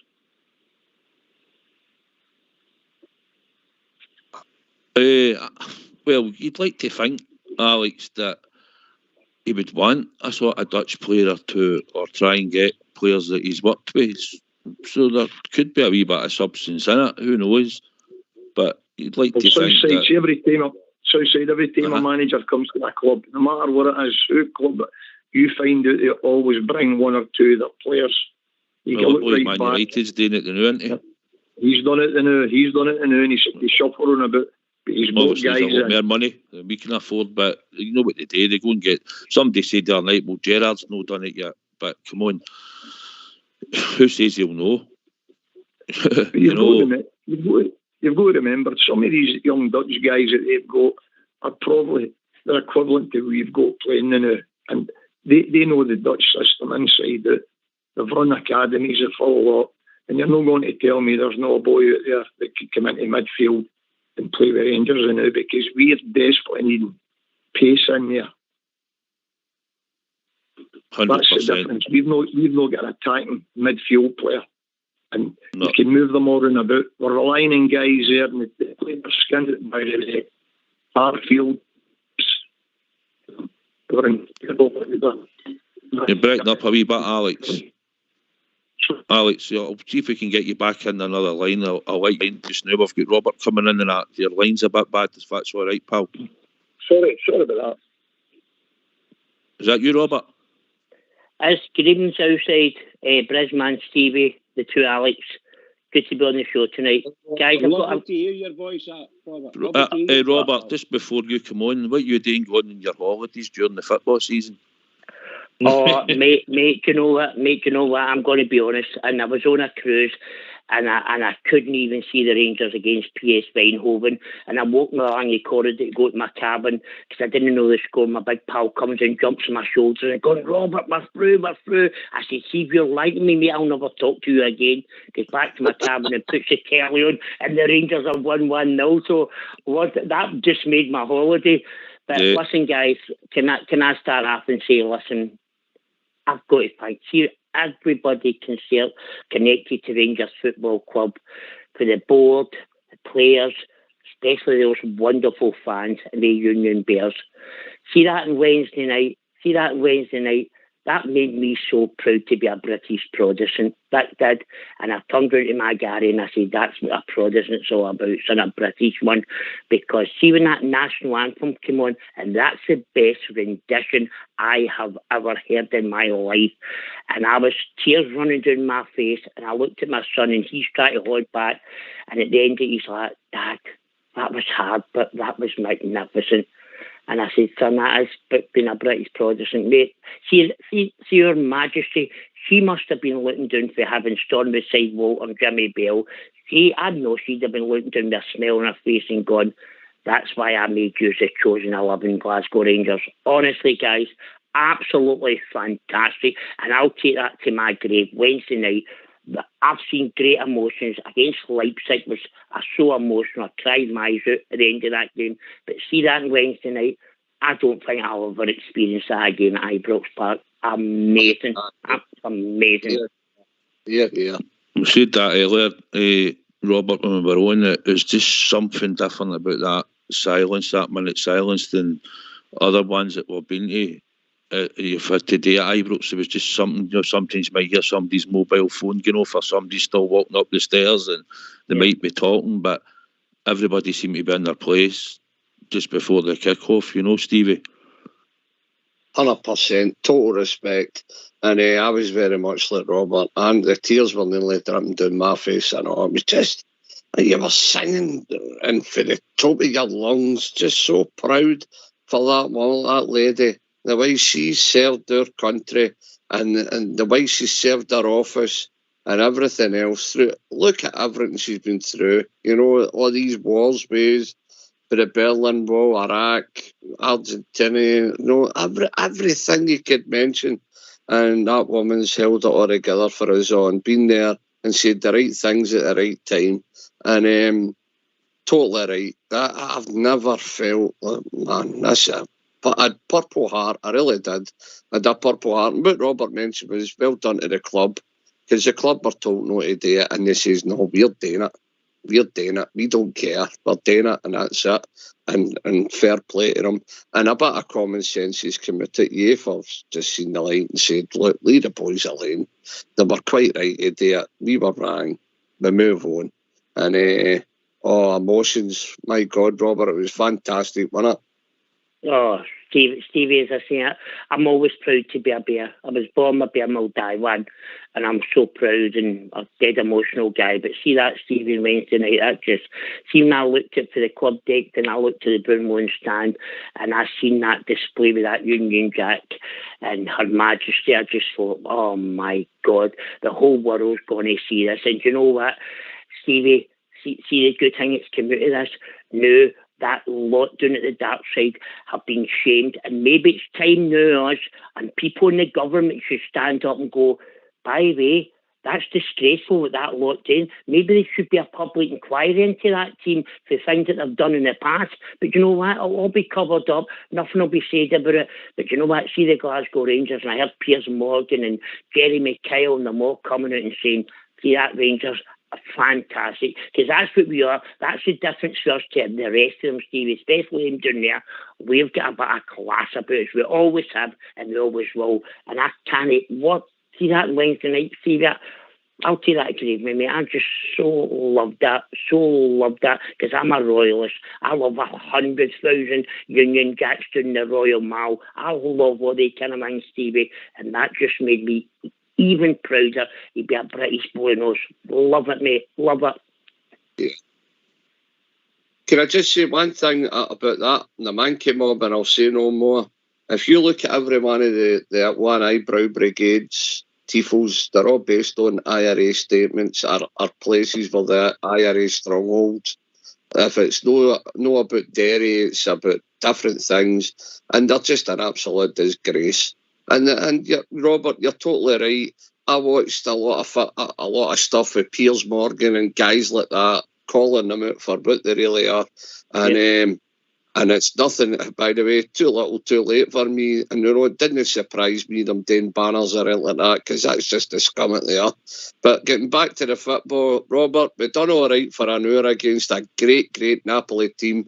Bridgeman will tell you that Bridgeman's right when he says that team could play football. They sucked you in and they hut you in the counter. And the wee number 77, he was absolutely out of this world. Absolutely great player. And although we get beat, we held Bahrain right up to the sending half, and that's what I'm chuffed about. I never seen any fight, any application in the first two games, Celtic and Ajax, and I seen a lot better performance against Napoli, against a good team. Bearing in mind they'd done Liverpool 4-1 or something, going on about 8-1. So we did do all right. Stevie, see the thing is, it's a bear, you know as well as I do, and everybody on this show, and all the millions of bears out there, we don't accept getting beat 3-0 with any team, right? We don't accept it. But sometimes you've got to put things into perspective. You've got to put, and as you say, I mean, I was at that game and I kept saying to Gary in the first half, Gary, you know, this is what I wanted. I don't expect us to win the night, son. I don't mean to be a defeatist, but my heart tells me we could get something, but my head tells me something different. But you know what? For 60 minutes we did compete. That first chance, we Morelos in 30 seconds. See if he puts that away the way Tab did against Leipzig. Ibrox, the roof's going to come off that place, and that Napoli are going to say, oh my God, we've been to the San Siro, we've been to Juventus now, and we've never seen anything like that. So we were unlucky with that. There's a couple of other chances. Scotty Arfield, the keeper, does a one-hand save, and the Rangers did compete, no matter what. I know Rangers fans are disappointed, and they'll say, but Robert, we still lost 3-0, and that, of course, that is right. But come on, give them a wee bit of credit for the other night, because we've all been hounding them. We have all been hounding them, because that's what we do, because the love we've got for the club, the passion we've got for the club. We will hound them, but it doesn't stop us loving them. It doesn't stop us pushing them and want more out of us. And you know what? Although we lost it, Stevie, the other night, and guys, I was proud of my team. I think we were all proud, Robert. I'm just going to book you two in a room in the Premier Inn there, by the way. Yeah, So get them off. no, innit? It's unbelievable, isn't it? You two are on mute now. Right, there's other people to talk. Alex Kelly. Anyway, I think because we've got a game tomorrow, I think we'll get Port's report, actually, because we've actually got a game tomorrow and we've got 3 points to win. So I think if you all just go on mute now for a couple of minutes, especially Robert and Stevie, we'll certainly get Port's report, all right? Brilliant.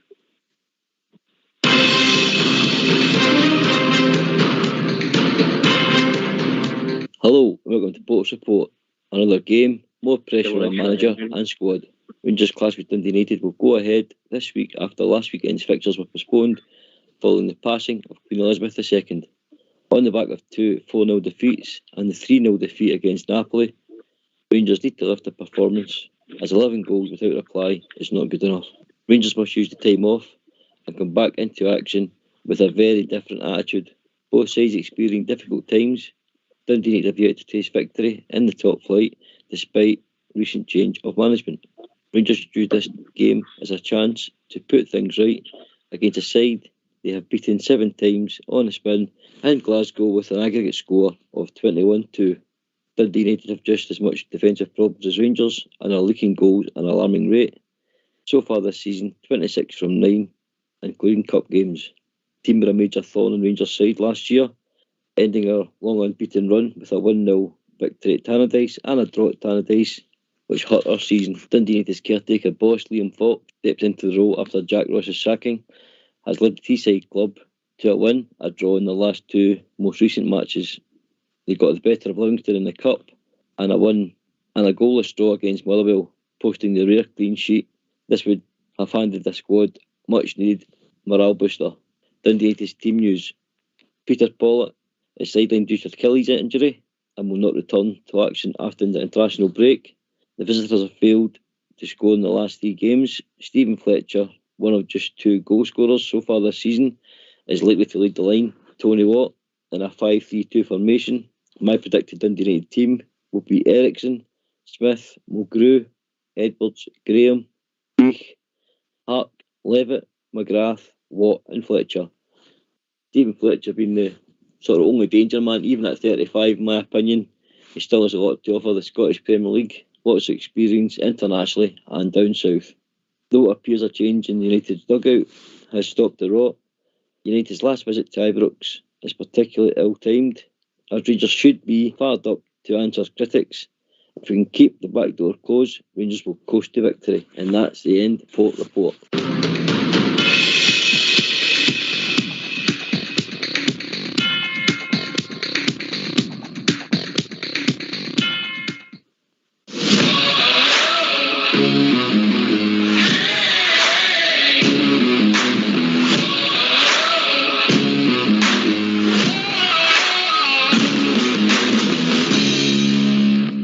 Hi, welcome to Southside Super 6 for Saturday the 17th of September.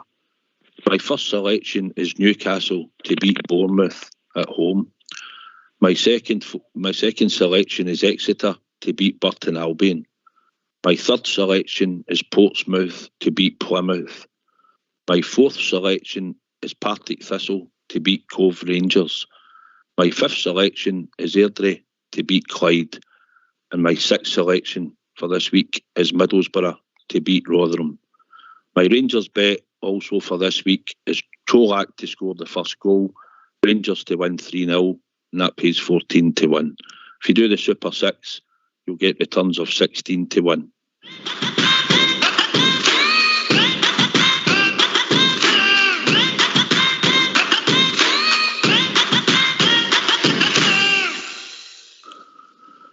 There you go. Alex Kelly, just to let you know that Bridge has kindly said that if everybody doubles up this week on the Super 6, if it's a loss bet, it'll return half the money.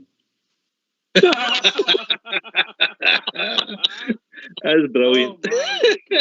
Here, by the way, I notice you're going shorter with your odds. I think your first team was about 40 to 1. You're down to 16. Yeah, I know. My street cred's been good doing it, telling you. Street cred was good doing about Alex. Imagine when Man City can't even get you a win at Aston Villa. No. But no, this week's I'm confident this week, but I'm going to change it next week to both teams to score line. I think I'm going to have a go at that because I usually do one of them. So, but anyway, we've got a game tomorrow, and obviously Port was reporting on it. Alex for Wishaw, confident tomorrow. I think they've got a threat in a couple of areas, probably at set pieces, the way we've been defending, but I think we could probably freshen the team up a wee bit tomorrow. I don't know what you think. Yep, I go with that. Southside. I'd love to see for the personnel to play Morelos and Kosak together. I'd like to see the two of them. I don't think get the players to get in about them, to get the ball to them and that. Because we've got to get and score goals here. That team took 9 goals off them. So they're there for the taking. I'd also, what do you call it, if Ben Davis is anywhere near fit, I'd put him in defence, left-hand side. Is the Sands, what do you call it, been sent off? Does he automatically miss his game, or is he available? He's available. Right, I'd put him in midfield. And I would shake up a bit. I want to see him in midfield. I think Robert's back in. Robert will come to you in a minute. Alex, do you think? I don't think he'll ever play the two. I think at Ibrox in certain games, especially tomorrow, I think we could play a 4-4-2 tomorrow, play Kovac and Alfie, but he's not going to do it. Do you see? Maybe see Scott Wright back in tomorrow, wide right, Tillman coming in and all? Probably. I don't see any difference between him and the other boy beside Matondo. I don't think any of the two in the Rangers class. That's basically what I'm saying. We've had a problem on that right hand side far way back, and I've never ever really addressed it. But because it's a Scottish game, they're every chance they'll play right. But we've really got to go here and try and get goals. I'm confident we'll get a result. And as I said, international break, and that'll give us a chance to get other guys that seem to be injured get back to a bit of fitness. But we really need to start playing football now. I just agree with you as well there about the game on Wednesday night. The game changed after the sending off. We really held our own here, and they're a top side at Napoli. And Rangers, to me, I'll have no problem beating Dundee United tomorrow. I think we've got to get creative players on the park, Stevie. I think we've got to... I'd like to see Charlie McCann get a chance at some point tomorrow. I think if you're looking at what Kamara's done on the left-hand side, I'd like to see him get introduced. Whether he starts up or no, I'm not too fussed, but I'd like to see him get some game time tomorrow. Listen, I think we would all like to see something different happening, wouldn't we? But let's be honest, he's going to go with his tried and trusted, isn't he? He's going to go with the senior players. I don't think we'll see any young boys, unless there's injuries where, he's forced to do it. But until then, I don't think you'll see Charlie McCann for a wee while Southside. No, the way things are going now, mate. I know it's important that we've got to be winning, right? I get that. But we've got players out there that I'm in for them, and I know they're tried and tested. And when I picked my team, I went for the tried and tested. But the thing about it is, we've got to try and blood a couple of young boys, Alex Kelly. And I agree. I know you were shouting earlier to do it, and I was a bit hesitant to sometimes. I don't think we can flood them all, and we played roughly 3 games a week. But I think there is games now going forward, Alex, where we've got to get some of them in the team and give them some minutes, especially in the second half if we're winning games, especially at Ibrox.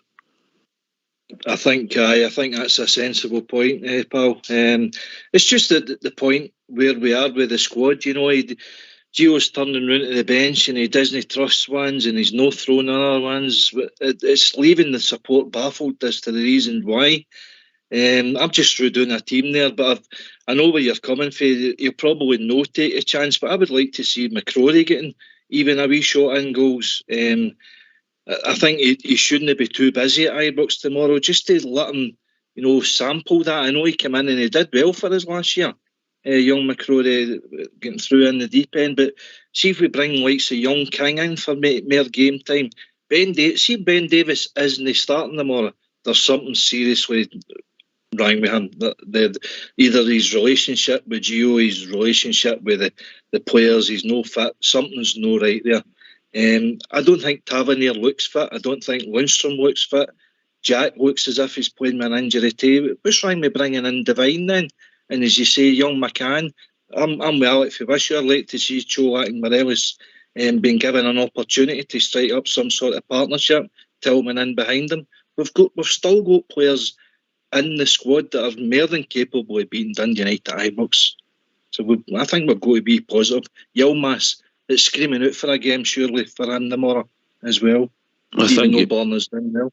I think Borner's played well, and I think possibly, like you say, he could come in tomorrow. You could say Borner gained you a rest, but the most important thing is when we want to make a couple of changes, we need to get the 3 points tomorrow. That's the most important thing.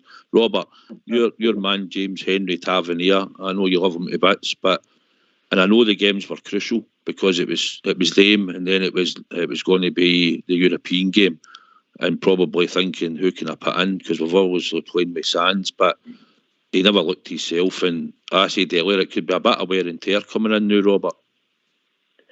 Listen, Southside, yes, you know what I think, Tav. and Tav was European top goal scorer last season. In my opinion, was probably the best player in the league. Although that wee hang with the mascot, the player of the season, Tav should have got it right. He was our most consistent player overall, but he's been rotten this season. I'm going to be honest with you. He's not been himself, and he has been poor, and he's been playing with injuries, and that's my fear. Phil's going to do the same with Tab and Lundstrom. I think he looks a bit unfit, and is he going to do the same what he done with Alfie last season, run them into the ground until they get injured? Now, I'm sorry, see if you're the manager and Tab's coming up to you, and I respect Tab for what he's doing, because I remember Rangers players in the past, Alec Miller playing with broken legs or arms, whatever, players playing with injuries, Big Amaruso holding his knee, came on and played against Celtic, Conterman scores a goal in the semi-final, and if Amaruso hadn't got up and played over against Hearts and something, we wouldn't have won. All they kind of things, right? So I respect Tab for that. He wants to play every game. You can't take that away from the boy. You cannot take it away from him. But he's a shadow of the player he was last season.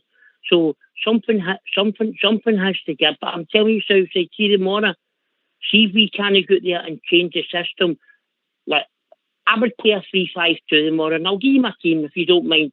McGregor, Golston, Sand, and Ben Davis. Then Tav and Bomber on the wings wide, because Bomber has been playing well, and I can understand. I would like to see the wee boy Yilmaz get a run out, but I don't think he'll do it. But if it was me, I would play the wee boy Yilmaz and give Bomber a rest. But Bomber will get the jersey because he's been good, and you can't deny that. Then in my 5 in midfield, I'm going to have Tab and Bomber are in a part of that, and then you're going to have Lundstrom. You're going to have, to me, Tillman and Ryan Kent, and 2 up front, Morelos and Kolak. Are you honestly telling me against a team like Dundee United, no manager, you pumped 9 goals the last game they played, are you honestly telling me we can't play 2 up front? Come on, it's at Ibrox. We should be playing 2 up front every time we play Ibrox. I think we can, Robert, but he's already answered that, and it's baffling because there's no problem, I think. And saying that, I'll go to Alex for Wishaw first, and then Stevie. Alfie's been up there before. He's been up there with Jason Cummins. Didn't really work. He's been up there up front with Roof. Didn't seem to work. He was up there with Defoe as much as he respected Defoe, and he learnt probably a lot for Defoe, and I think Defoe tried to help him in his game. But he just seems to be that type of player. But he's not a 25 goal a season league man. He scores 25 league goals, but he occupies defenders, and maybe that's what we do need. He probably has to play with somebody else. Alex Wishaw. That's what I agree with. I agree with Robert. We should have these two playing any time Ibrox against anybody. If they got there. But Kolak's up at the ball in the net if we get the service there. And Alfie could just play off him. I've no problems there, man. He'll run their defence what they've got, because let's be kidded here, by the way. You've got that big McGrew, another big donkey they've got at centre half. He'll take them right out of the game and make spaces for the guys coming through. We brought up about the young boy. Young boy McCann's an excellent football player. He's getting mentored with the best guy, I know, Stevie Davis. And that guy should be in the team and all. But the problem is, we've got to get the 3 points Southside. And you're right enough, that's the most important thing. So we really have got to have a bit of experience here. I agree, I brought up about 6 weeks ago, Liam King should have been in that Rangers team as centre half. I said that a way back. I came on here one of the programmes, somebody said, do you think so? I says, he's ready. You know yourself, when Rangers away back years ago with the reserves, away the reserve time, if you were a left back, right half, left half, or what you were, if you're in the reserves and the player in the big team get injured, you walked into that position. These kids are at the training, they've been here for 8 years of age, they went through the academy. They know Rangers' style, how they play. I'd have no problems putting Liam King in at centre half. If we call that Davis doesn't make it. But Alec Kelly's made a point. See if that Ben Davis isn't there tomorrow, there's seriously something wrong there. Because we're out the game on Wednesday night, and it was Lundberg up there, and I thought, he's going to play him. So here we go, this is another 3-4 days, and just see what comes out of this. The international break, as I says, next week. See, these guys aren't playing after the international break. We're really in dire straits here. with the signings we've made.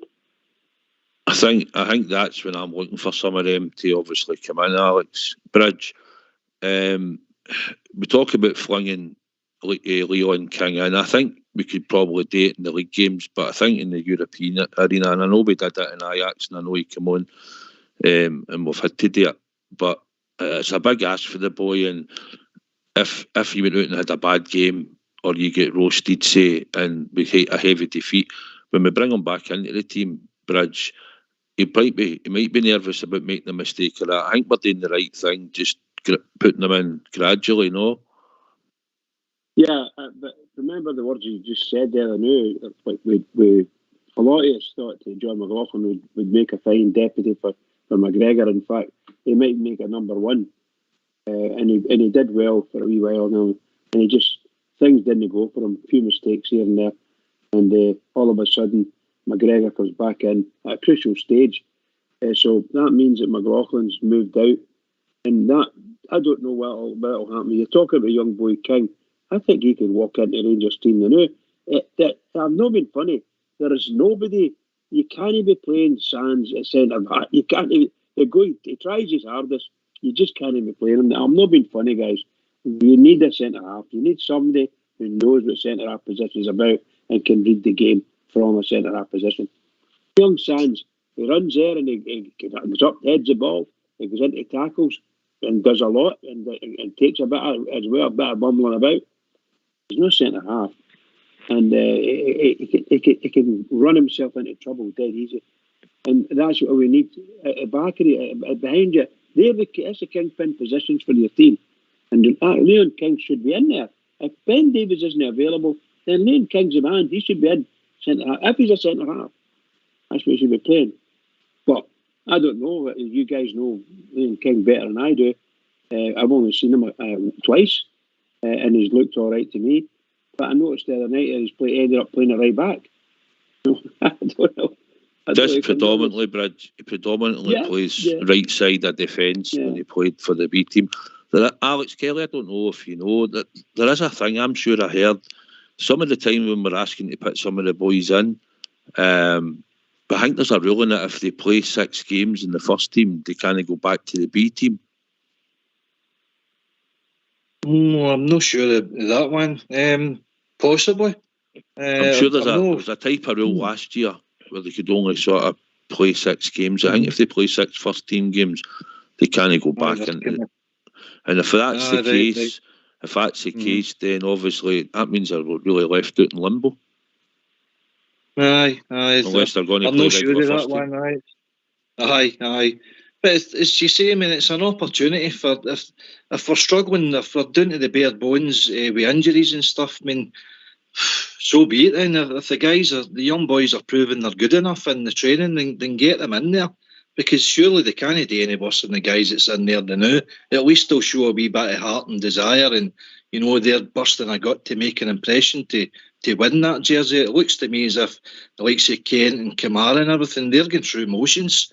So it could be a good double-edged sword to drop them out of the team to say, hey, your jersey's up for grabs here, and if somebody's willing to come in and take it off you, that's what playing for a big club should be all about. It should be, Stevie. It's like, we've seen it with Brian Laudrup. As much as he was a brilliant player, he came to his last year of his contract and he never really kicked a ball. And I hope Kent doesn't go down that road for us if we're picking him, because we're picking him because he's got ability and we know he can turn it on, but he's suffering now for confidence. His goal tally and assists is pretty poor. So at some point you've got to think, do we take him out the team? If he's not signing a contract and he's not playing well for us, we're looking at a signing we've made, Stevie, like Matondo, who actually played on the left at Schalke, I would believe, has been getting played on the right, and also Sakala, who did play decent on the left, just isn't getting a look in at all. Aye. See, just before I answer that, Southside, can I just say this to all the bells that's on the panel and listening in and phoned in tonight? We've been done with Celtic at Parkhead. We've been done with Ajax. We've been beat with Napoli, even though there was a lot more fight and dig in the team, a lot better application against Napoli. We've been done the last 3 games. there is no way that Giovanni is going to start experimenting this Saturday against Dundee United with putting young boys in the team. There's absolutely no way. He's starting to feel the pressure now, not just for the media, for his own people and his own support. Imagine we lost this game on Saturday and we played Charlie McCann and we played the young boy with the ginger hair and put Ross McCrory in the team and things like that. My God, his feet will not touch the ground. He's taking it's the shaky nails as the now, I would say. I just think that we're all dreaming if we think we're going to play young boys on Saturday and start experimenting when we've just been done with the last 3 games, guys, with big score lines. No way is it going to happen. Listen, I would love the boys' chance to play in the midfield. I would love young Ross McCrory to come in and get a shot. I would love all that. When we've got a few wins under our belt and we're doing all right and confidence is high. Our confidence is at a low now, guys. We've been beat by the last 3 games and we're not going to start experimenting. Come on, the world, we're going to start experimenting. Even though some of the points he might have a wee cause to say that, put maybe him in or but right, because he's playing good and he has showed something. But no way is Gio going to do that, guys. No way. And getting back to Ryan Kent, for me, this season, and let's be honest, guys, he's not kicked a ball for us. Absolutely down tools. He's done nothing this season. He doesn't look happy. When do you ever see the boys smiling playing football? Picking up 30 or 40 grand a week? Come on, it's not even kicked a smile.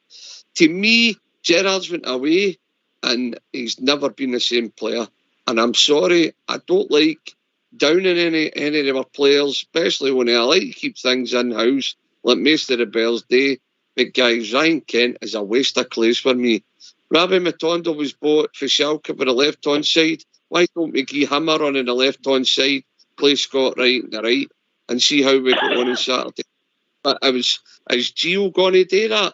I very much doubt it. He's not going to start experimenting with the team. Gio's under pressure to get a win here on Saturday. Let's be honest, guys. The last 3 games we've been absolutely all right, apart from the Napoli game. Ajax tore us to shreds with absolutely no fight. Celtic embarrassed us. And now the bottom line for me is I would like to ask the panel and to ask the boys that's phoned in tonight a yes or no question. Have we got enough dig in our team? Have we got enough iron in our team at the present? A yes or no question. Stevie Robert here. Robert? No.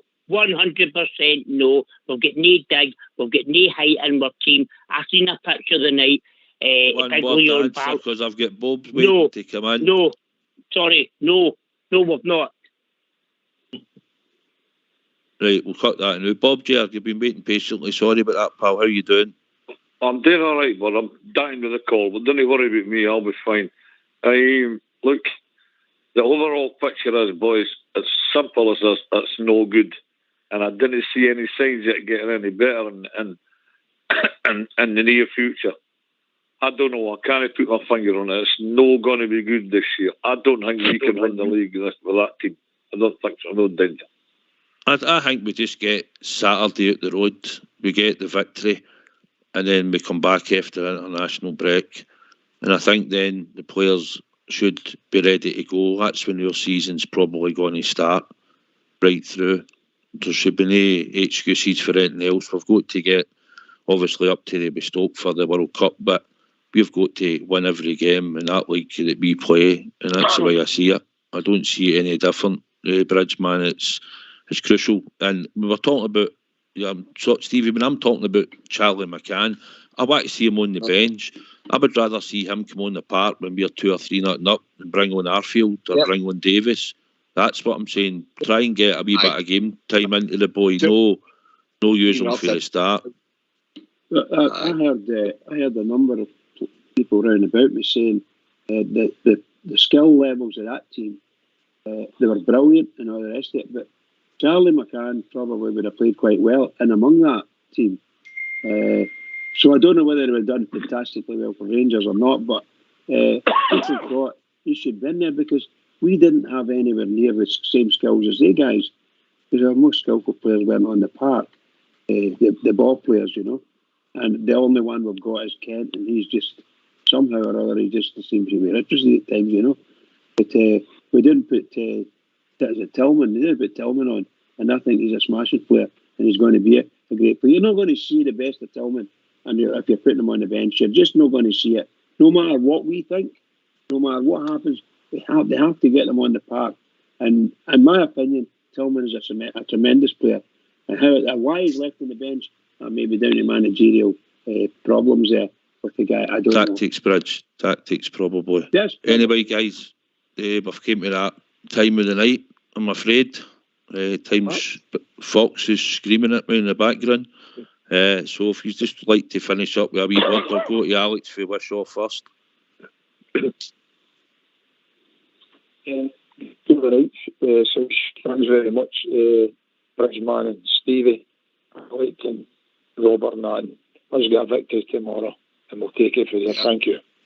Thanks, Alex, for phoning in as usual. Alex Kelly. Thanks for taking my call again, Southside. Well done tonight, guys. Good luck to Rangers tomorrow. Good luck to Southside Super 6. And God save the King.